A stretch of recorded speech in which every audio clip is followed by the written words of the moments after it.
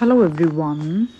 So today we'll be going to discuss about the duty of an advocate towards his colleagues. Duty क्या होती है advocate की towards his colleagues?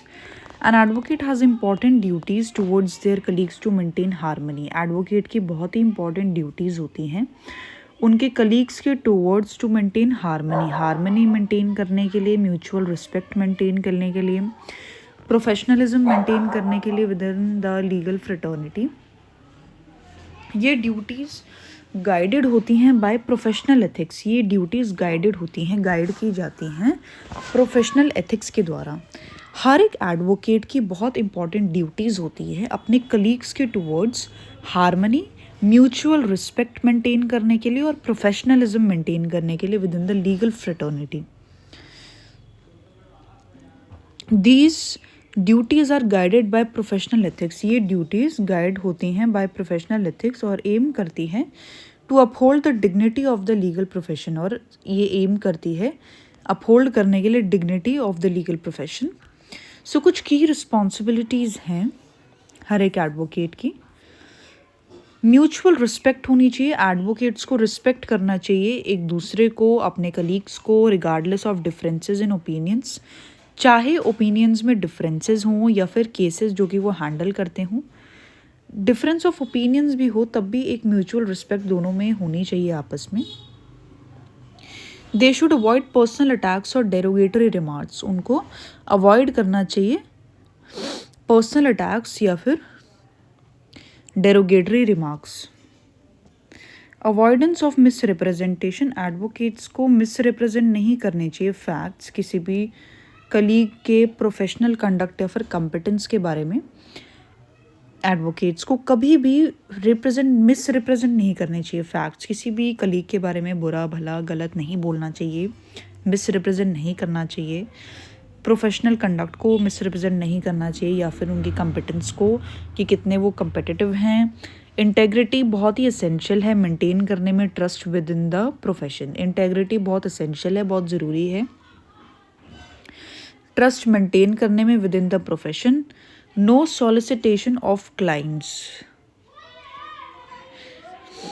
कोई भी solicitation नहीं होना चाहिए क्लाइंट्स का. एडवोकेट्स को अवॉइड करना चाहिए क्लाइंट्स पोच करना फ्रॉम देयर कलीग्स. मतलब कि दूसरे के क्लाइंट्स चुरा लेना, पोच कर लेना.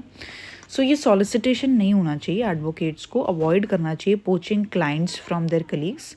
Unethical practices such as advertising या फिर directly soliciting clients undermine professionalism. जो अनएथिकल प्रैक्टिसेस होती हैं जैसे कि एडवर्टाइज करना या फिर डायरेक्टली सॉलिसिट करना क्लाइंट्स को, ये अंडरमाइन करता है प्रोफेशनलिज्म.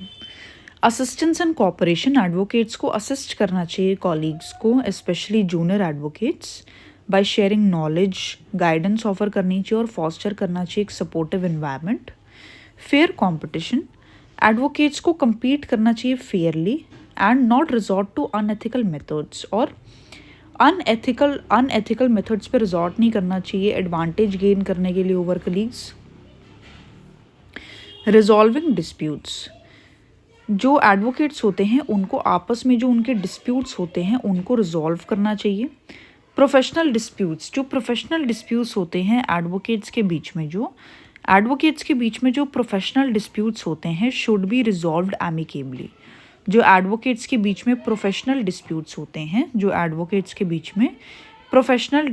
होते हैं वो रिजॉल्व होने चाहिए एमिकेबली. उनको रिजॉल्व करना चाहिए amicably without involving unnecessary litigation और पब्लिक कॉन्फ्लिक्ट्स. बिना इन्वॉल्व किए अननेसेसरी लिटिगेशन या फिर जो पब्लिक कॉन्फ्लिक्ट्स होते हैं. By fulfilling these duties. जैसे ही वो ये ड्यूटीज़ फुलफिल करते हैं, ये एडवोकेट्स जो है कंट्रीब्यूट करते हैं to a collegial and respectful atmosphere. ये ड्यूटीज़ फुलफिल करते हैं एडवोकेट्स तो वो कंट्रीब्यूट करते हैं to a collegial and respectful atmosphere जो कि स्ट्रेंथन करता है लीगल प्रोफेशन को और फॉस्टर करता है इफेक्टिव बार बेंच रिलेशंस को. ये स्ट्रेंथन करता है लीगल प्रोफेशन को और फॉस्टर करता है इफेक्टिव बार बेंच रिलेशंस को. Thank you.